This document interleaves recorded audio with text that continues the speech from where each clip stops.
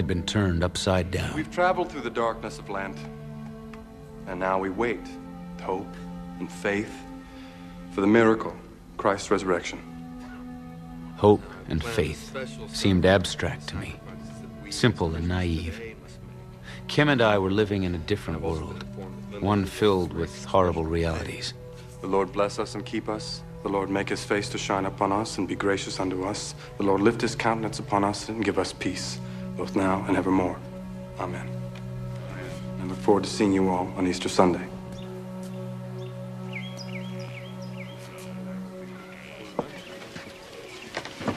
See you Easter. Thank you for coming. Easter. Reverend, thank you. It was a beautiful service. Kim Smith. John Lowmiller. You work for a newspaper? No. Good.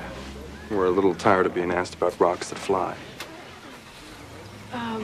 We would actually like to talk to your uncle. I'm sorry. Reverend, we're not here to exploit him. You won't get the chance. We only want to hear his story. It's an ignorant Indian legend. Isn't that how you people think about it? Primitive hokum? You could say the same thing about what you're preaching today. Yeah, you could. But it's a hard life if you don't have anything to believe in. No one's arguing that. I mean, I think there's truth in all faiths. Practicing Catholic. And what does that make you? A practicing cynic? A cynic who's come an awfully long way to listen.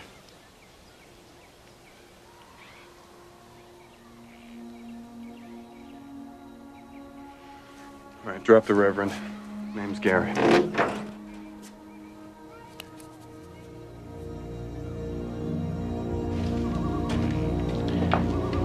You look too old to be college students. Well, we're in a graduate program, anthropology. The newspaper article said that you connected the floating rocks with an old tribal legend, something that came out of the sky. Yeah. Try to make me sound like an ignorant old man, like a drunk, you know. Well, we don't want to do that. We're only here to listen. I'm the last of the Ep8, shaman of my clan. The last of the storytellers. The others, like Gary here, have moved on to other things, other places. We're an ancient clan, small and different from the other Tlingit. They're from down south. Our ancestors were a hunting party that came north thousands of years ago, and they stayed. They stayed to guard the star that fell out of the sky. Did it come down near here? Into a deep chasm on the far side of the mountain. There was a rumbling in the earth, and it was swallowed up whole. An earthquake? Probably. We get them all the time here. Why did they stay to guard it?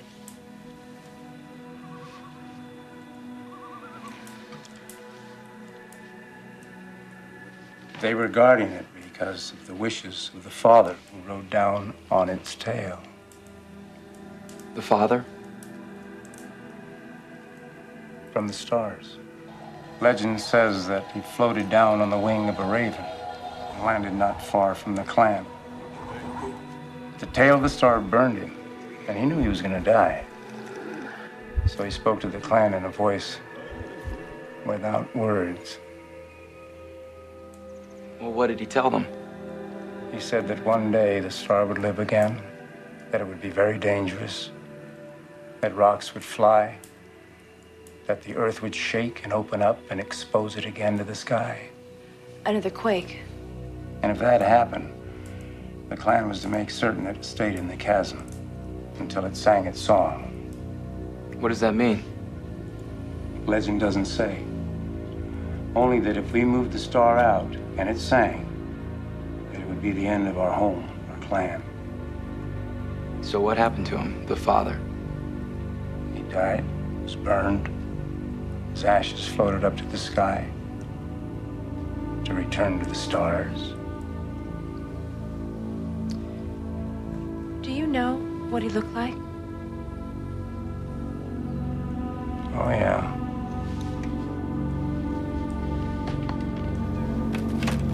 We've always carved wood and stone. This here is my great-grandfather's totem.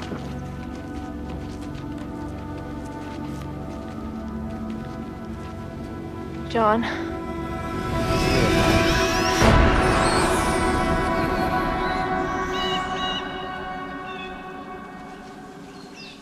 Honey, I promise. Next time we'll get hiking boots. It's not just my feet that are bothering me. I'm trying to make sense of this friendly gray. Yeah, me too. You know, when I was at Majestic, they showed me a ganglion that they'd extracted from one of the grays at Roswell. Yeah, you told me. Well, it was embedded in the brain and nervous system of the gray in the same way that it takes over our bodies. So, are you saying that the grays were implanted? Like I was? Well, doesn't it make sense? What if the grays were like us, a good planet that was taken over, and the ganglion's really the hive? Well, then Tug's gray father could have come at a time before it happened. You know, John, if the grays could be taken over with their technology... I know, Kim. I know.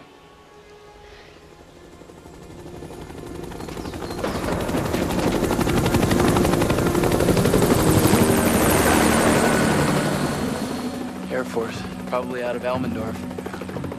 They've been doing flyovers ever since I told the people about the rocks. But that's only been up a couple of days. Let's go.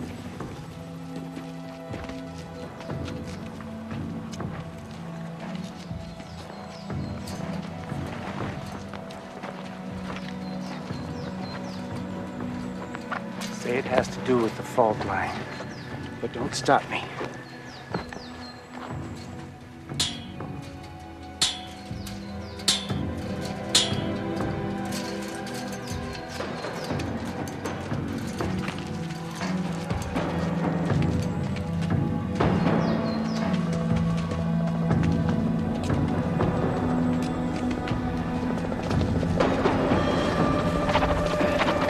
It's going down.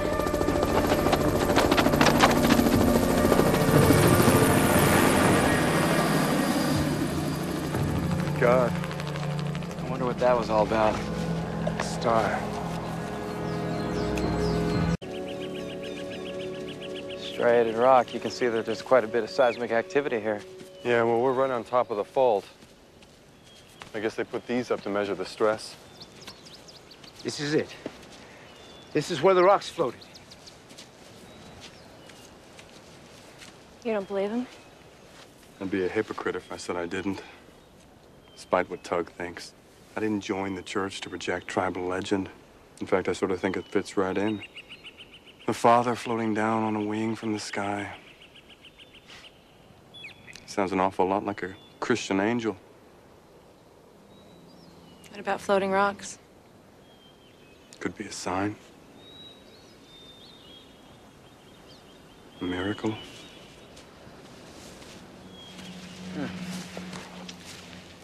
I think these things are sending information to Elmendorf. Well, then they know. Well, not necessarily. I mean, if they thought that one of the gray ships was buried in this area, they'd be up here digging. I think they're watching and waiting to see if anything happens. You see the red in the rocks here? Yeah. It means there's a lot of iron in them. Maybe if there was enough magnetic energy, then... Well, take an awfully big magnet to move one of these. Might be a good idea to head back. We don't want to make that climb down in the dark.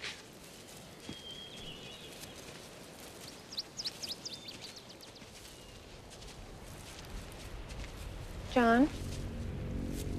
Birds have stopped singing.